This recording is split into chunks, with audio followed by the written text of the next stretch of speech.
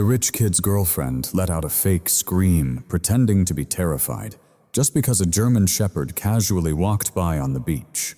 Meanwhile, the boyfriend callously tossed sand in the dog's face.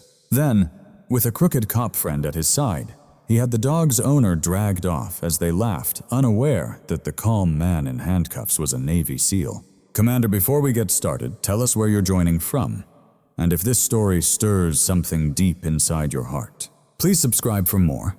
A heavy mist hung low over the shores of Harbor Point, Virginia, blurring where the restless Atlantic Ocean met the slick, damp sand. It was a Tuesday morning in late October, the kind of day that kept tourists away, leaving the town cloaked in quiet and secrecy. For Commander Rowan Miller, this weather was exactly what he needed.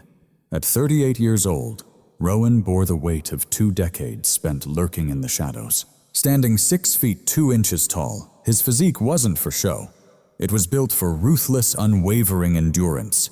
His hair was closely cropped dark brown, with streaks of gray creeping in at the temples, and his eyes were a piercing, steady blue that seemed to endlessly scan for threats. Even on this still, sleepy coastal morning, he was on mandatory leave, a forced pause after a brutal extraction mission in the rugged mountains of Eastern Europe.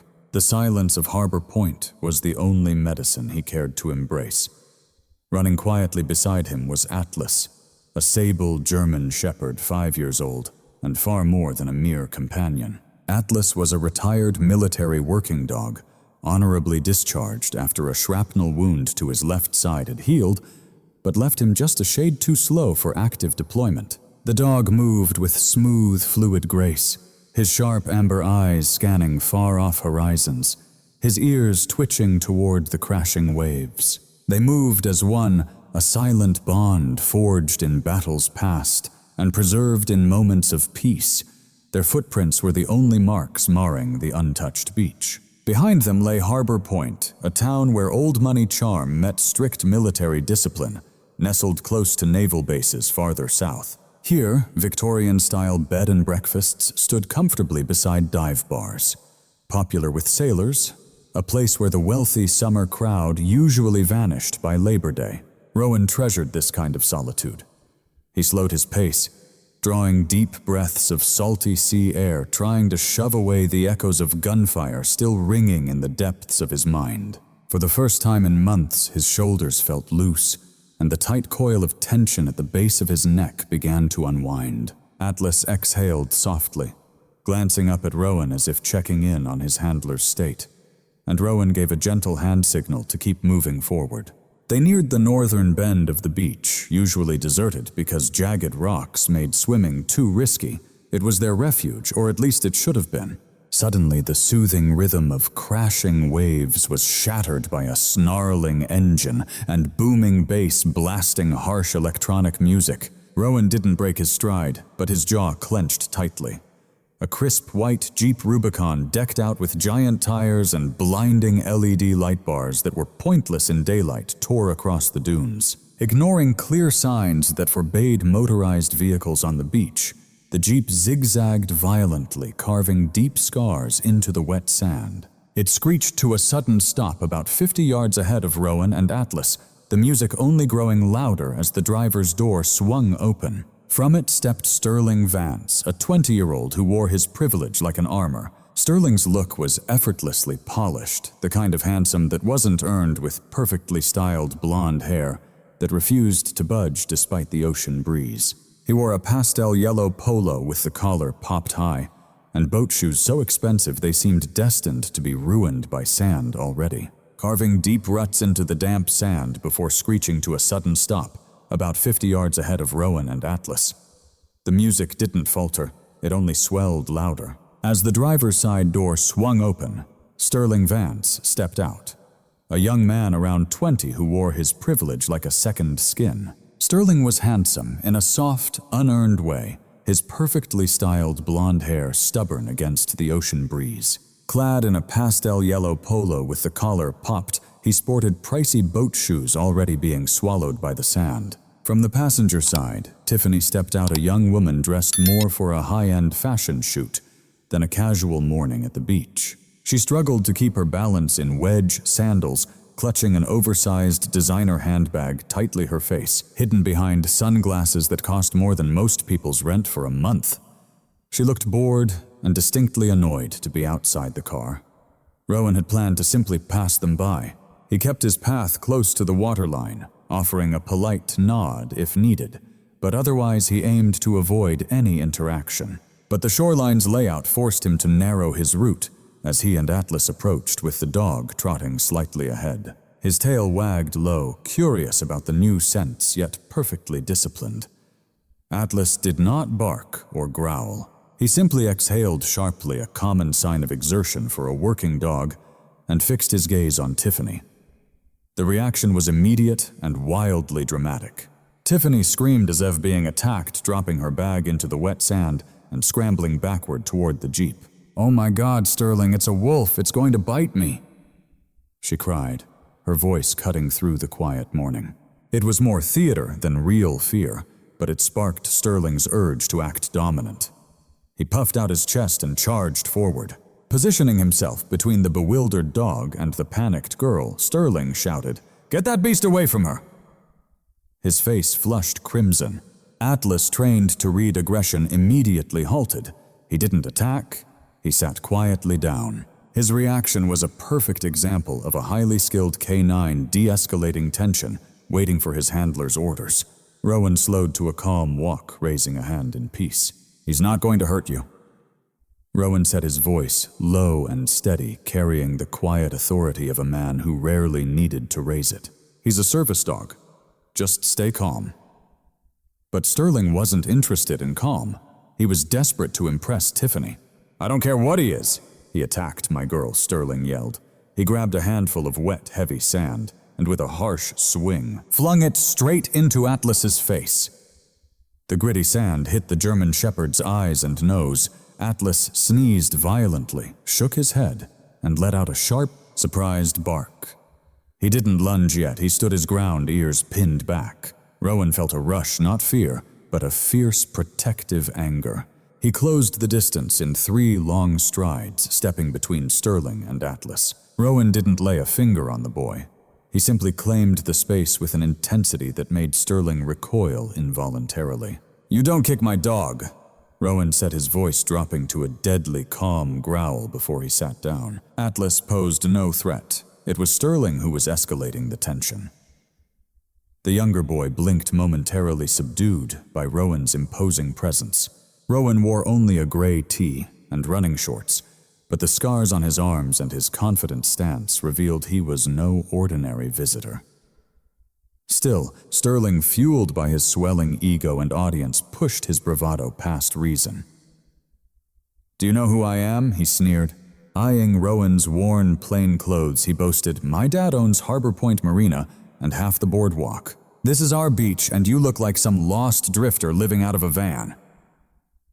Tiffany now peeked over the Jeep's hood, phone in hand recording. "He almost killed us, babe," she taunted him to keep going. Rowan knelt to gently wipe the grit from Atlas's eyes, scanning for injuries. "We're leaving," he announced, standing up smoothly. "I suggest you get your vehicle off the beach before the tide traps you." Then he turned and began to jog away. Denying Sterling the satisfaction of confrontation, Rowan's dismissal enraged the boy more than any insult ever could. "Oh, you're not going anywhere," Sterling sneered as he pulled a sleek smartphone from his pocket, his fingers shaking with barely contained fury. "You really think you can scare folks and just walk away? You and that rabid mutt are finished." He dialed a number, hitting speaker, so Rowan could catch every word. "Uncle Buckley, yeah, it's Sterling. I'm at North Beach near the Cove.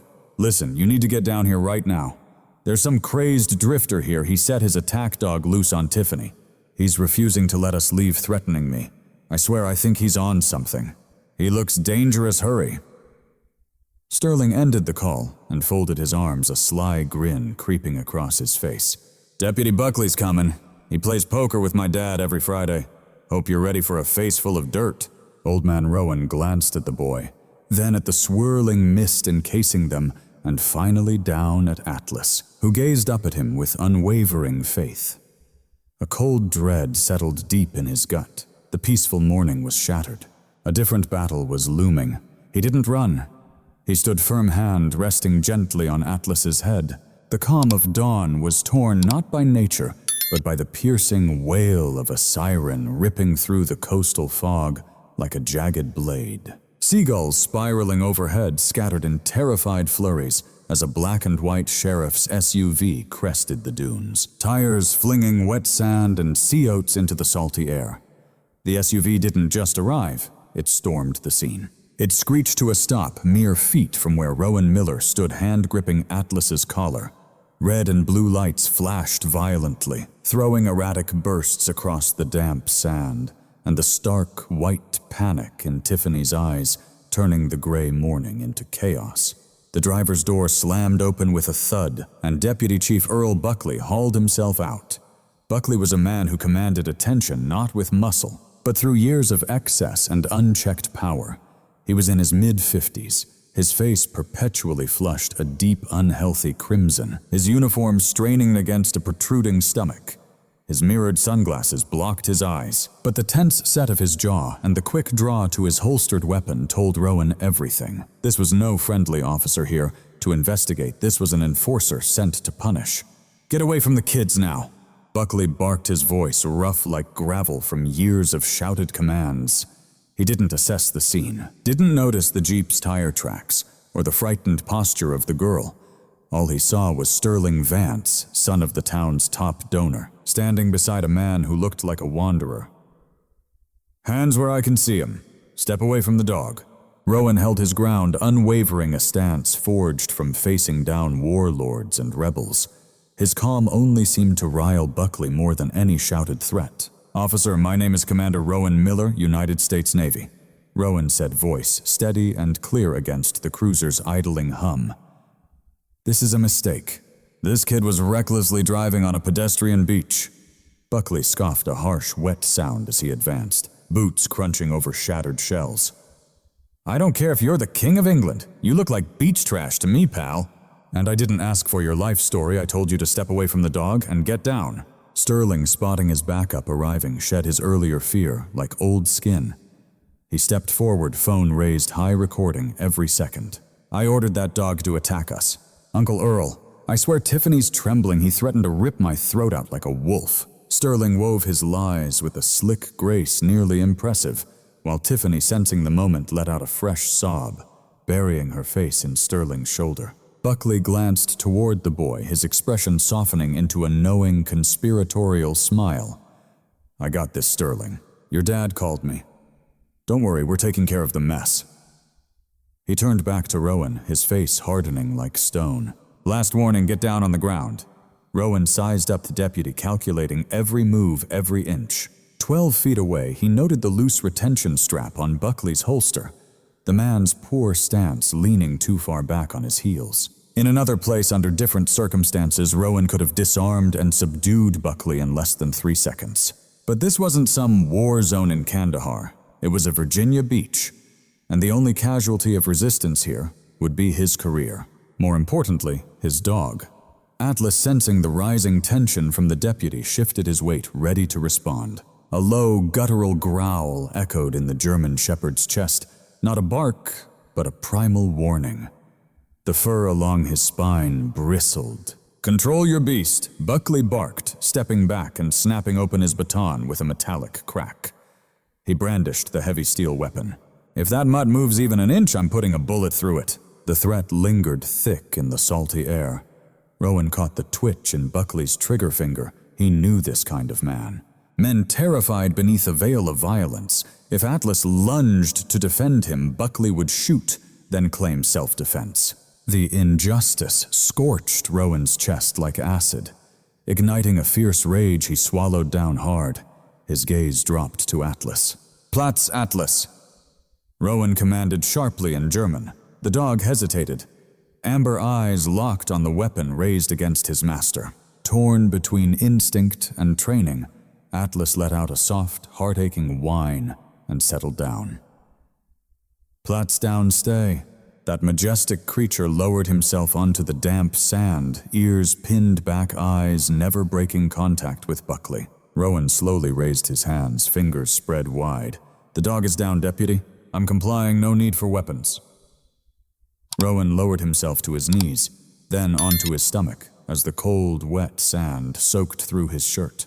It was a submission that stung his pride, yet he bore it with a quiet dignity that made it seem like a choice, not a defeat. Buckley holstered the baton, though his hand hovered close to his gun as he moved in. Not content with just cuffing him, Buckley slammed his knee hard into the small of Rowan's back, forcing the air from his lungs. "Yeah, that's right, tough guy." Buckley grunted, relishing the twisted display of dominance. He yanked Rowan's wrists behind his back, tightening the handcuffs so sharply the cold metal bit into bone. "You're under arrest for assault, public intoxication, and owning a dangerous animal." "I'm completely sober," Rowan said, face pressed hard against the gritty sand. "I've got my military ID in my back pocket." "Shut up!" Buckley spat, hauling Rowan to his feet by the handcuff chain, pain shooting through his shoulders. "You have the right to remain silent, so use it." Rowan was shoved toward the cruiser as another vehicle pulled up. Out of a white van marked Animal Control stepped Officer Griggs, moving with the sluggish indifference of a man detached from the moment. Instead of just watching the minutes tick by before his lunch break, he carried a long pole with a wire loop on its end, and the biter Griggs nodded toward Atlas. Atlas was still holding the downstay command, trembling slightly in the mist. "Yeah, get him," Griggs ordered. "If he snaps, take him down," Buckley commanded, as Rowan twisted against the tight grip on his arm. "He's a retired military working dog. Don't use the catchpole, just let me lead him to the van," Rowan pleaded. His composure cracked for the first time. "He's served this country, treat him with respect." "He's just evidence now," Buckley sneered. Griggs moved toward Atlas as the dog looked to Rowan, confused. Why wasn't his handler stopping this? As the wire loop slid over Atlas's head and tightened, the dog panicked, thrashing wildly and releasing a series of high-pitched yelps that tore at Rowan's heart. "No, Atlas, heel. It's okay, buddy.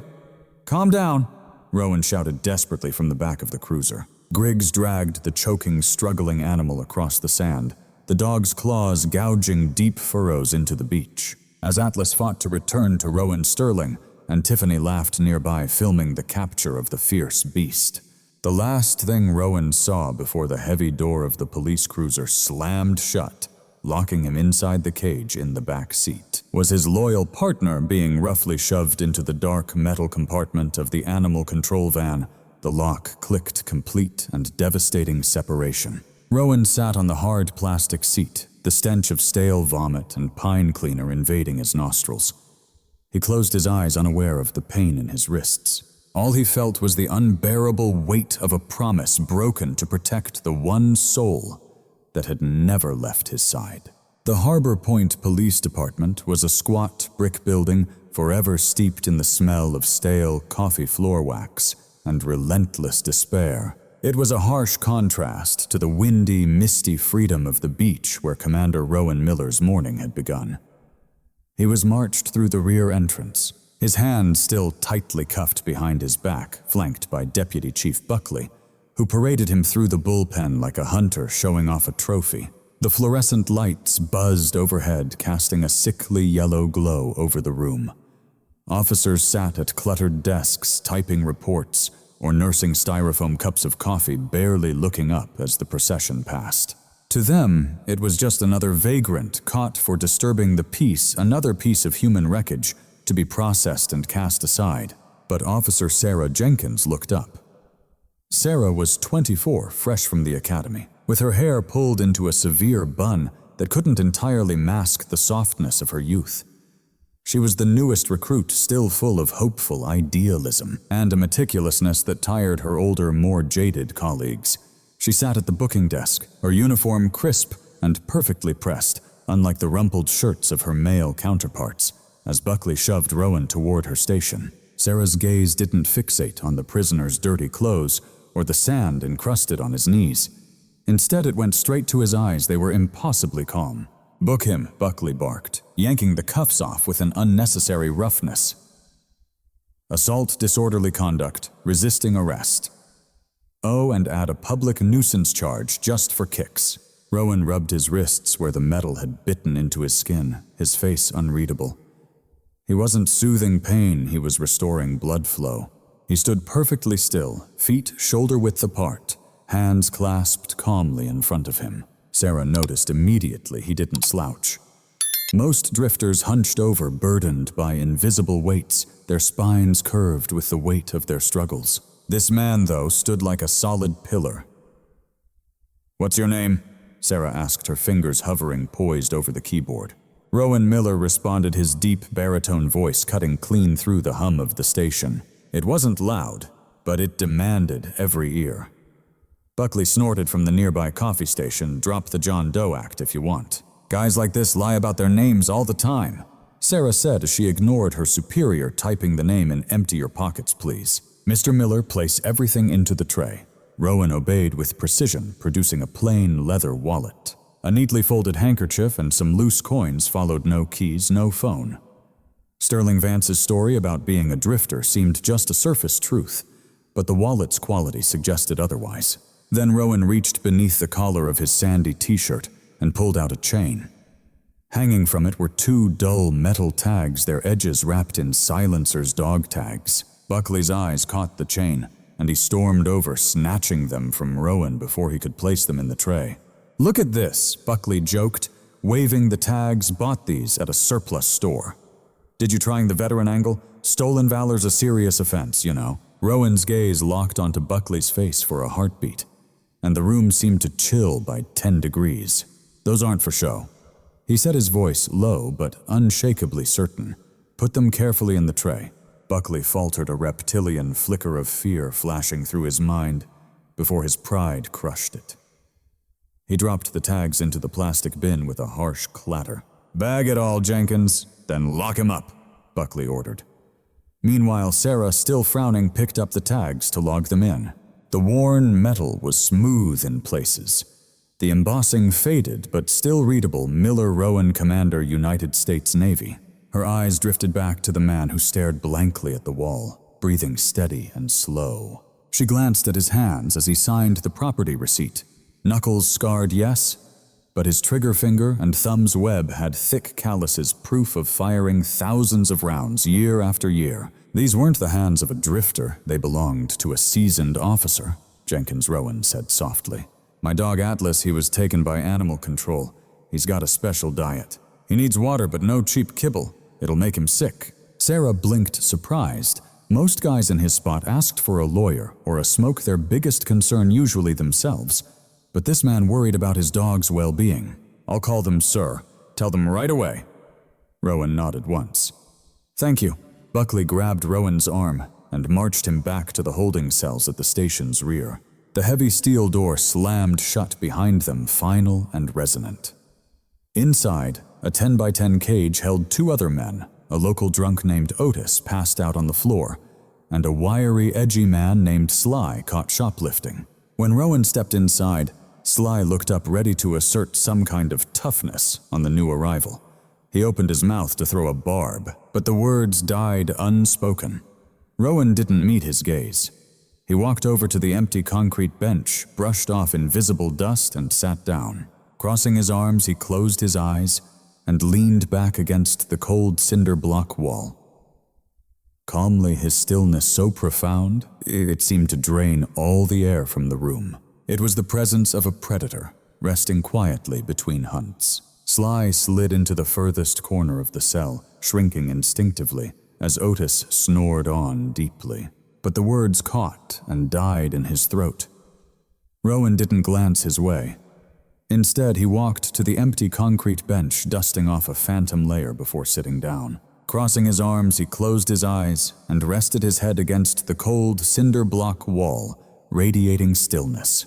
There was a vast, restrained power in him, so intense it seemed to drain the very air, like a predator pausing between hunts. Sly slid quietly to the farthest corner of the cell, shrinking instinctively, while the drunken Otis snored on in oblivion. Unaware that a tiger had silently slipped into the cage, the glass door at the front desk swung open, and Sterling Vance strolled in with effortless confidence. Carrying the scent of costly cologne and a heavy dose of entitlement, he had swapped his dusty attire for a crisp polo and khaki pants, looking more suited for a yacht club brunch than a police station. "Hey," Uncle Earl Sterling called out, leaning casually against the tall counter with an air of nonchalance. "Just wanted to check that you've got everything you need for the report. My dad is going to be furious when he finds out about this. We can't have lunatics roaming the beach." Buckley emerged from his office, grinning ear to ear. "Don't you worry, Sterling, we got him locked down tight. We'll hold him for 48 hours. Let him stew a bit, then see if the judge wants to throw the book at him." Sterling chuckled as he pulled out his phone. "I've already posted the video. It's got like 5,000 views already. People are losing it over that wolf attack. This guy's finished." Sarah Jenkins listened to their banter, a growing knot tightening in her chest. She glanced toward the evidence bag on her desk. The wallet inside, she hadn't dared open it yet, following Buckley's orders just to seal it away. Slowly, she slipped the wallet out, shielding her movement behind her body to keep Buckley from noticing. She carefully opened it. There was no driver's license. Instead, a sleek white card caught her eye, embedded with a holographic chip, and adorned by a gold crest, a common access card, a military ID. Commander Rowan Miller, Naval Special Warfare Group. Her heart stuttered. This was no act of stolen valor. This was the genuine article. And if he was a commander in special warfare, that meant SEALs. She glanced across at Sterling, who was boasting loudly about how he kicked sand into the dog's face. "The mutt didn't even bite me," he said. "He was too dumb." Sterling laughed heartily, just sat there. But Sarah felt a surge of anger. This dog was no fool. "That dog was trained disciplined," she said quietly to Deputy Buckley, her voice trembling just a little. "I need to run his prints. The system requires a biometric scan on any felony assault booking." Buckley waved a dismissive hand. "Just skip it. I don't want to drag him back out here." "I can't skip it, sir," Sarah said firmly, her spine straightening. "The software won't close the file without prints. It's the new update." Buckley rolled his eyes but relented. "Fine. Go get prints from the cell. Use the portable scanner." Sarah grabbed the digital scanner and headed back toward the cells. Through the bars, she spotted Rowan sitting rigid like a statue. "Mr. Miller," she said softly, "I need your index finger." His eyes flickered open, sharp, clear, and alert. He rose and walked to the bars, extending his hand. "Thank you for checking on Atlas," he said quietly. Sarah nodded, pressing his finger gently onto the glass platen. "I haven't called yet, but I will," she promised, returning to her desk with her heart pounding fiercely against her ribs. She plugged the scanner into her terminal and hit submit, sending the data to the FBI and Department of Defense databases. Sterling's grating voice cut through the room louder than before. "So I told Tiffany, don't worry, babe, I handled it." You know, the computer screen displayed a loading bar inching slowly across the display. Searching. Suddenly, the blue progress bar vanished, replaced by a brilliant, alarming crimson that flashed across the entire monitor. A silent alarm had been triggered, freezing her keyboard. Large, bold, white letters pulsed at the center of the glaring red screen. Security alert level 5. Subject classified code Trident. Do not detain. Notify Naval Special Warfare Command immediately. Sarah gasped, hand flying to her mouth. The message continued below: active asset. Priority Alpha. Contact NSA liaison. She glanced up at Buckley, who was still laughing at something Sterling said, utterly unaware that they had just arrested a ghost, a top-tier asset of the United States government, and locked him in a cage with a drunk deputy. Sarah said, her voice steady now, no trace of fear. It was a voice that caught the avalanche's approach long before anyone else heard the ominous rumble. "Sir, you have to see this right now." The eerie crimson glow from the computer screen cast shadows across Sarah Jenkins' face, making her pale complexion seem even more ghostly. The silent alarm pulsed steadily on the monitor, a digital heartbeat signaling a danger she'd only ever encountered in training manuals. Level 5 Priority Alpha titles reserved for threats to national security, or the most critical of assets. People who didn't officially exist until the moment they were needed. Sarah's hand trembled as she pushed back from the desk, the rubber wheels squealing against the linoleum floor. She glanced at Rowan Miller, still standing behind the holding cell bars. His posture, untouched eyes gently closed in quiet meditation. Then she turned to Deputy Chief Buckley, who was leaning over the counter chuckling at a video playing on Sterling Vance's phone. The stark contrast between the terrifying reality flashing on her screen and the casual, carefree mood in the room churned her stomach. "Deputy Buckley," Sarah said, her voice tight and pitched higher than usual. "Sir, please step away from Mr. Vance and look at this screen immediately. It's not a glitch." Buckley didn't even glance her way, waving off her concern casually, his focus fixed on that small screen. There, a pixelated dog was being dragged away. "Relax, Jenkins. The system's just acting up. It always craps out when there's a spike in humidity," he said. "Just reboot it and quit interrupting. Sterling was showing me how that mutt snapped at the animal control officer." "Sir, please." Sarah stepped forward, blocking Buckley's view of the boy. "The display says novel special warfare. It states do not detain. We're breaking federal protocol." Buckley finally looked up, his face twisting into irritation. He straightened and adjusted his belt over his belly. "Here's your problem, rookie. You read way too much. This guy's just a beach bum with a fake ID. I've seen 100 like him. If the system flags him, it's probably just busted because he owes parking tickets in 3 states and the computer's throwing a tantrum." He brushed past her, ignoring the flashing red alert. That moment could have ended his career if he'd had the humility to heed the warning. Instead, he marched toward the holding cell. Jangling a ring of keys, he called out, "Hey, Rambo, since you're so bent about your rights, I'm feeling generous. You want your one phone call, or are you going to send a telepathic message to your imaginary lawyer?" Rowan's eyes opened. His icy blue gaze bore no trace of the fear or rage Buckley expected. He rose and approached the bars with fluid, silent grace. "Why?" "I'll take that call," Rowan announced in a calm voice that carried a weight you could almost see hanging in the air. Buckley unlocked the door and yanked Rowan's arm, roughly dragging him out. "Watch this, Sterling," Buckley shouted over his shoulder. He'll call the Podsy Public Defender's office, get their answering machine, then burst into tears. Sterling laughed softly, leaning back against the booking desk, clearly unimpressed. "Make it quick, old man. I've got a lunch reservation." Buckley shoved Rowan toward a wall-mounted phone beside the booking desk, a battered relic with a twisted metal cord. 3 minutes local calls only." "Don't make me come over there and hang up for you." Rowan lifted the receiver, ignoring the instructions taped to the wall. He didn't ask for a phone book or hesitate.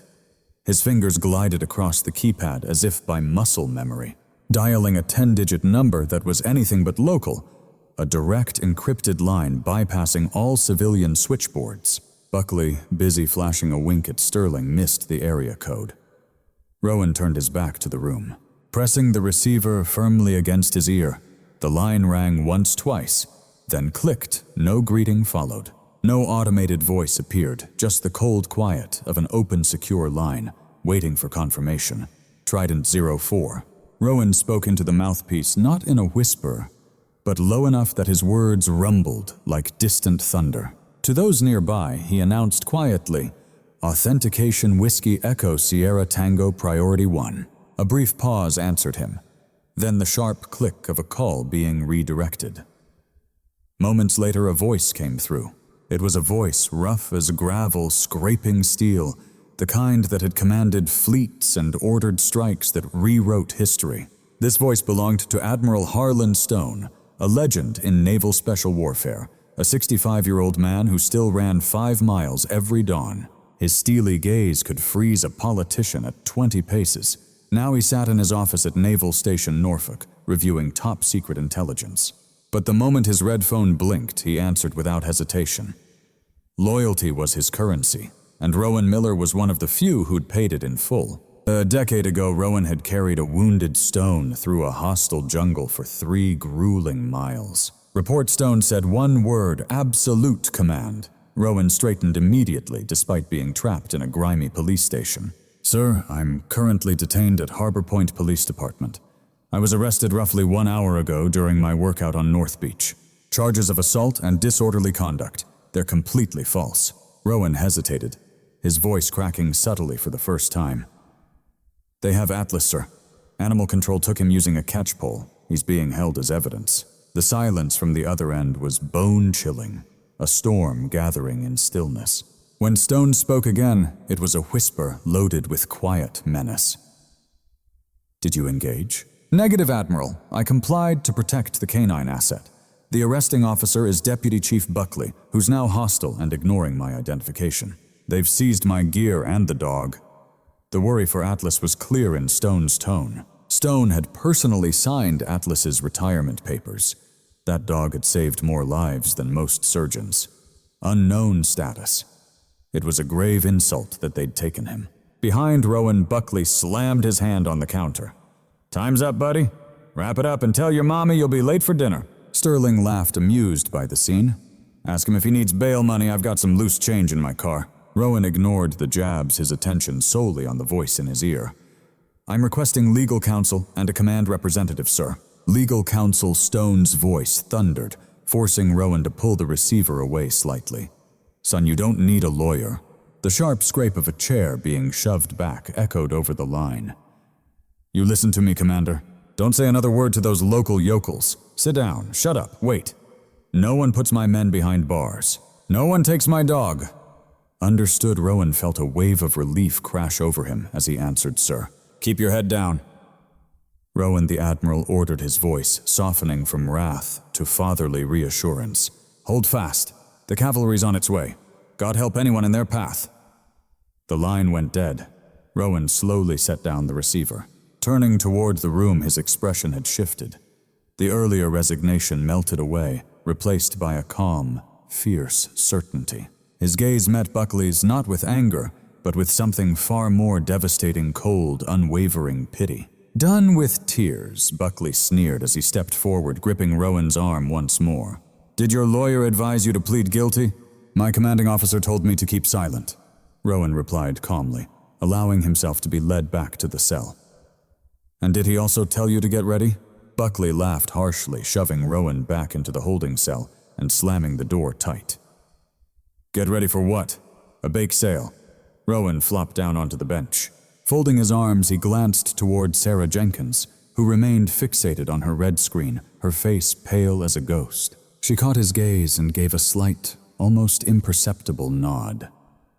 She was the only one in that room who truly understood the countdown had just begun. "Just wait," Rowan murmured softly into the empty cell air, the atmosphere inside Harbor Point Station growing heavy and oppressive. A thick silence settled on the room after Rowan Miller's cryptic phone call. Deputy Chief Buckley, having dismissed the warning on Officer Jenkins's screen as a mere tech glitch. Buckley leaned back against the counter, recounting a fishing tale to a visibly disinterested Sterling Vance. Meanwhile, Sarah Jenkins sat frozen at her desk, her eyes darting nervously between the clock and the front door hands trembling slightly as she faked sorting paperwork. She felt it before she heard it, a low-frequency vibration that set pens rattling in their cup and sent ripples across her coffee's surface like the ominous tremor of an impending quake, a steady, deep pulse seeming to rise from the very foundations beneath them. Buckley paused mid-sentence, his brow furrowing in confusion. "What's that construction?" He moved toward the window, pulling the blinds back as the vibration intensified. The hum amplified quickly into a thunderous roar that shook the glass panes. It wasn't the steady clank of machinery, but the fierce beating of rotor blades slicing through the air. Suddenly, sunlight pouring through the front windows was swallowed whole by a vast shadow. Darkness swept over the lobby, plunging it into a deep twilight as the deafening roar consumed every sound. Overhead, dust and loose gravel from the parking lot whipped violently, hammering the brick exterior like a relentless storm of hail. "What in the world?" Buckley shouted, his voice barely audible over the chaos. He reached for the door handle just as the world outside exploded in a fury of flashing lights, not the familiar red and blue of the local police, but the sharp commanding blues and whites of federal agents as a convoy of vehicles screeched to a halt before the station, blocking patrol cars in. These weren't ordinary vehicles. Matte black SUVs with tinted windows and rugged, run-flat tires, led by a formidable armored personnel carrier marked prominently with U.S. Navy Police in bold white letters. The uproar drew Chief Lawrence Gable from his corner office, a man who'd spent over 3 decades navigating political corridors rather than patrolling streets. His portly frame topped with thinning hair slicked back with excessive gel, dressed in a suit costing more than a patrolman's annual wage. More banker than cop, and right now he looked truly scared. "Buckley, what's going on?" Gable shouted, shielding his eyes. No answer came.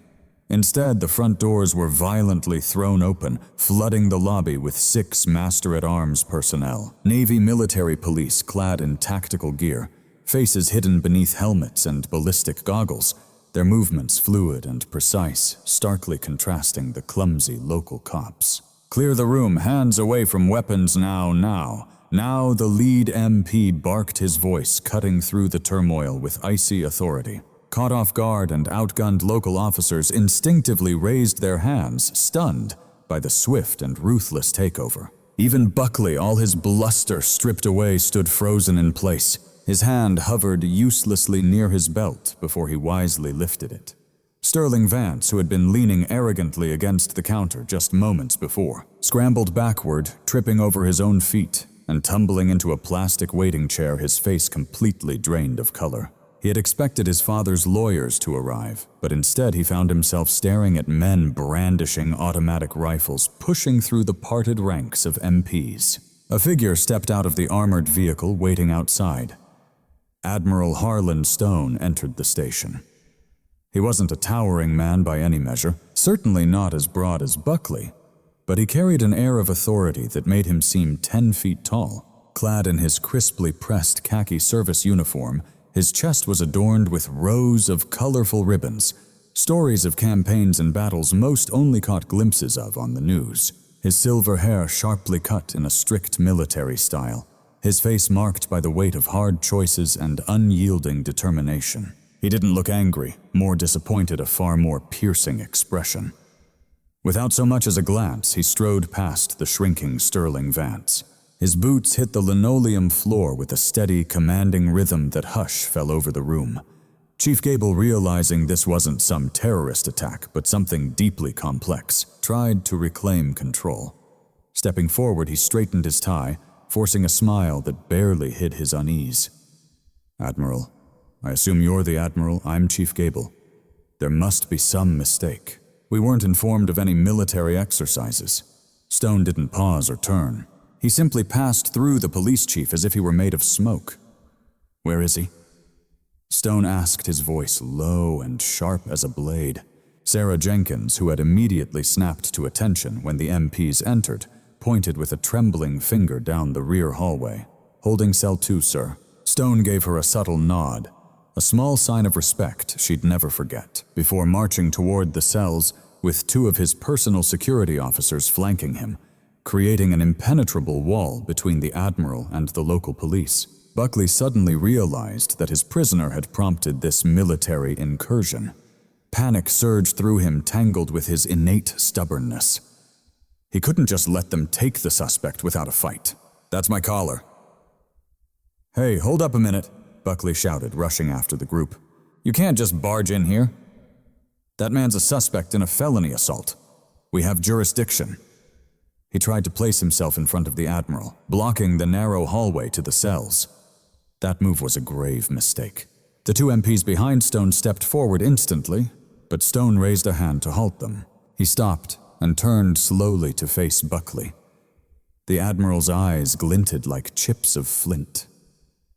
"Jurisdiction," Stone repeated, as if the word were utterly foreign. "Deputy, you surrendered jurisdiction the moment you detained a level 5 asset and ignored a federal security alert." Stone turned his back on Buckley and advanced toward the cell door.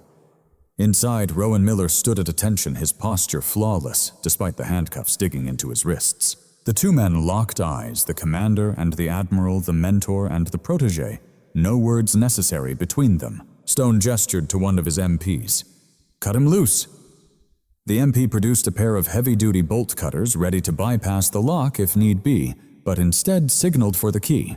Buckley flushed and, sweating, stammered, This is highly irregular. There are procedures forms. You can't just release a violent criminal because he has military connections." The Admiral spun around so rapidly, Buckley flinched. Stone closed the distance between them, invading Buckley's personal space until the deputy was forced back against the cold cinder block wall. His voice was a quiet, deadly hiss, dangerous and precise. Stone said softly, "Violent criminal." He tilted his head slightly, eyes locking onto Buckley's. "Dangerous, precise?"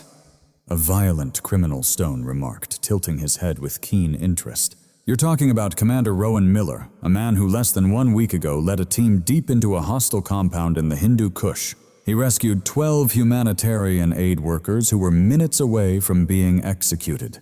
For that courageous deed, he earned the Navy Cross. Currently, he's on medical leave recovering from wounds sustained while shielding a child from a mortar blast." The hallway grew deathly still. Even the MPs seemed to hold their breath. Buckley's mouth moved, but no sound escaped. He glanced past Stone, locking eyes on Rowan. Rowan was now rubbing his wrists as the MP removed the handcuffs. The drifter with the fake ID suddenly looked like a different man. Stone wasn't done yet. He leaned in closer to Buckley, lowering his voice to a deadly whisper that carried more menace than a yell.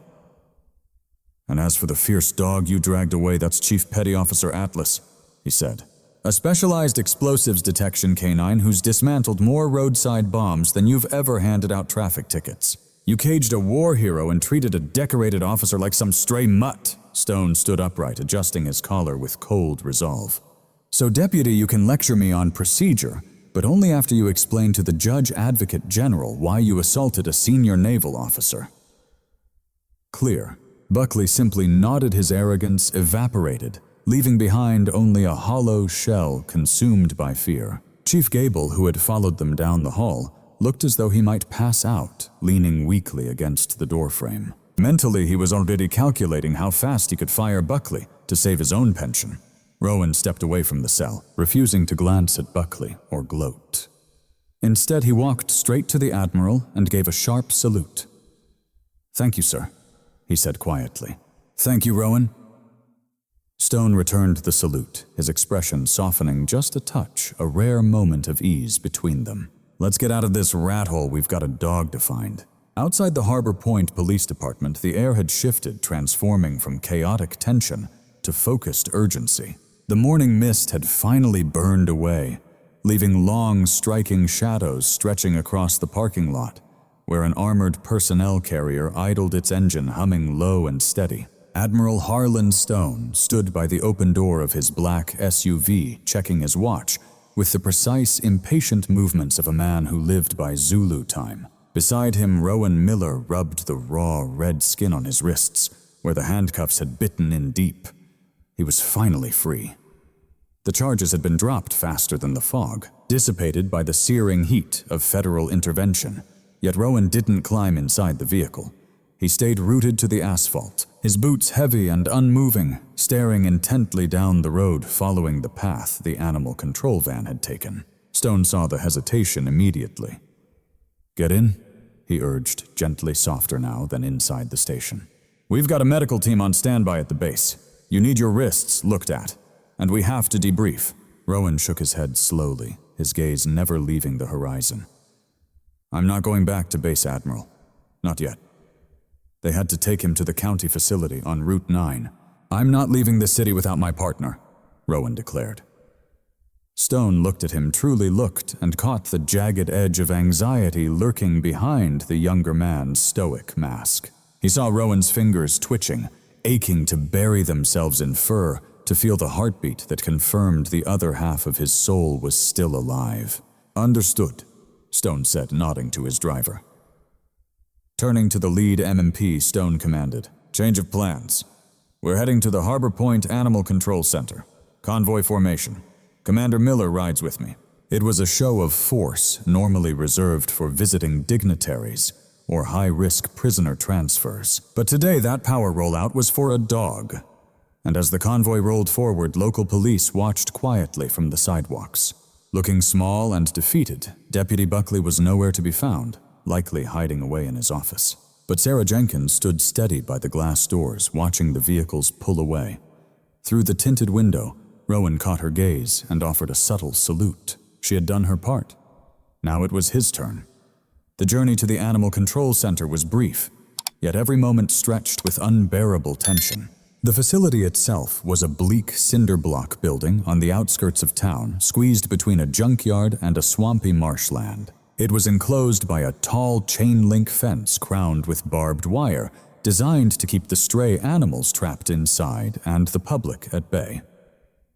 As the convoy rolled onto the gravel lot, the stark absurdity of the scene hit hard. The sleek, state-of-the-art military vehicles contrasted sharply with the peeling paint and run-down ugliness of the dog pound.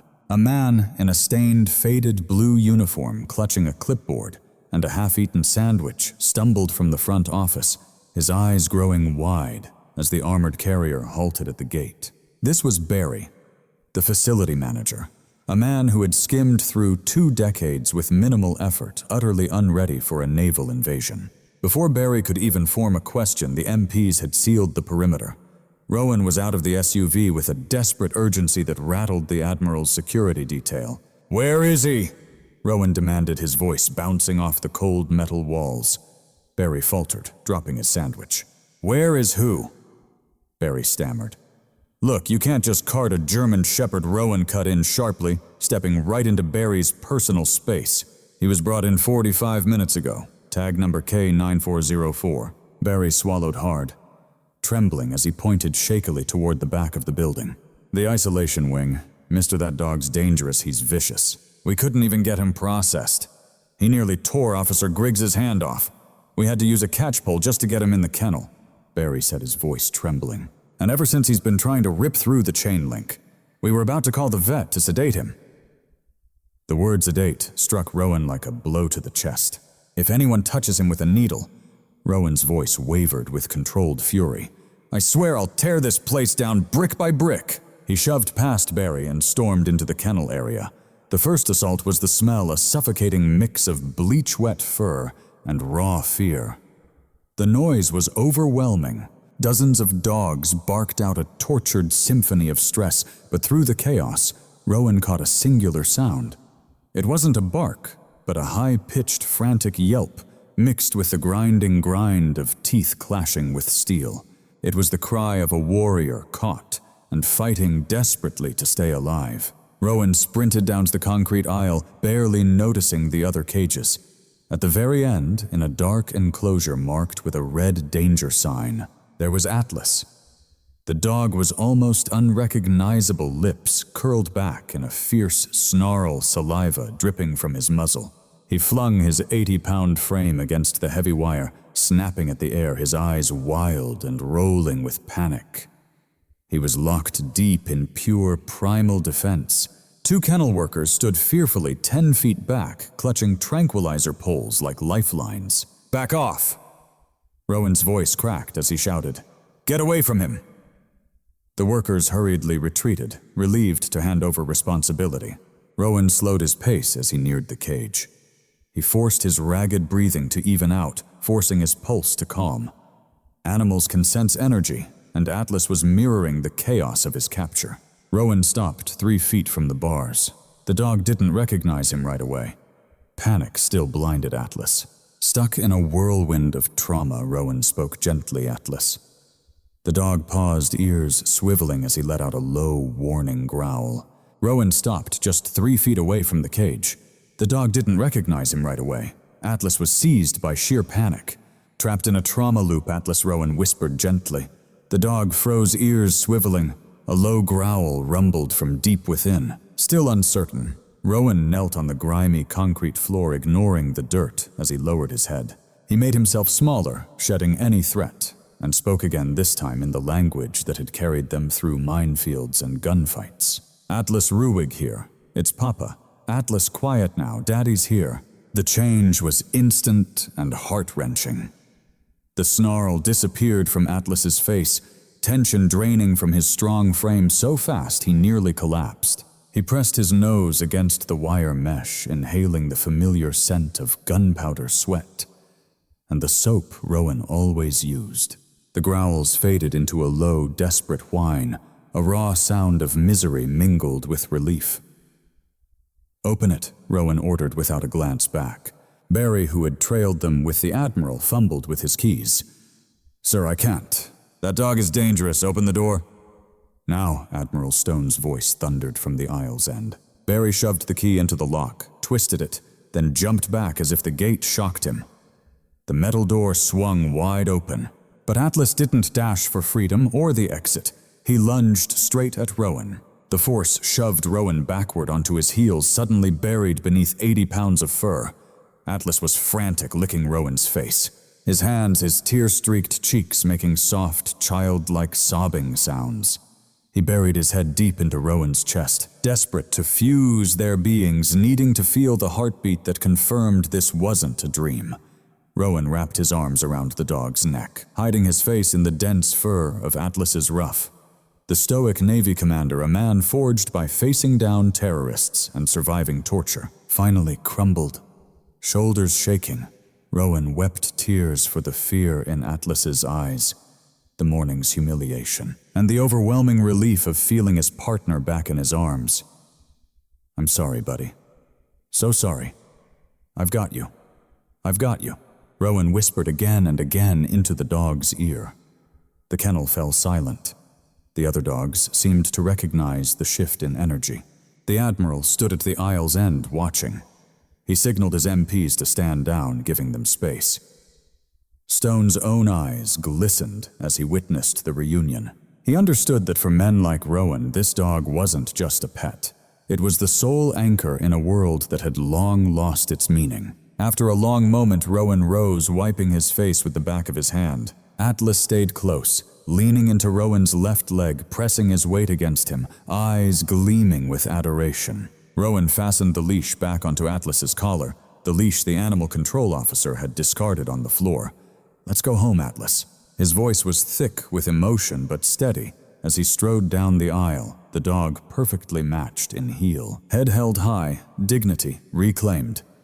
They passed the Admiral, who said nothing but stepped aside, rendering a slow, deliberate salute, not just to the commander, but to them both, to their unbreakable bond. Rowan returned the salute, and together, man and dog walked out of the bleach-stained, tear-scented shadows into the bright, blinding afternoon sun. Bruised and battered, exhausted beyond words, but together, and that was the only victory that mattered. When Rowan Miller and Admiral Stone returned to the Harbor Point Police Department, from the animal control facility, the world had shifted beneath their feet. The usually quiet seaside town, dormant in the off-season, had erupted into the heart of a media frenzy, ignited by Sterling Vance's video, arrogantly posted to social media, with the caption, "Cleaning up the trash along my beach had unexpectedly gone viral," but not in the way the young heir had hoped.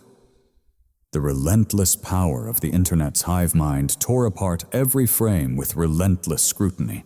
They studied the footage frame by frame, a calm dog obediently sitting a composed man with the bearing of a soldier, enduring verbal abuse. But they also saw an entitled young man callously kicking sand into the dog's face. Instead of praise for vigilante justice, the video became a searing indictment of privilege and corruption.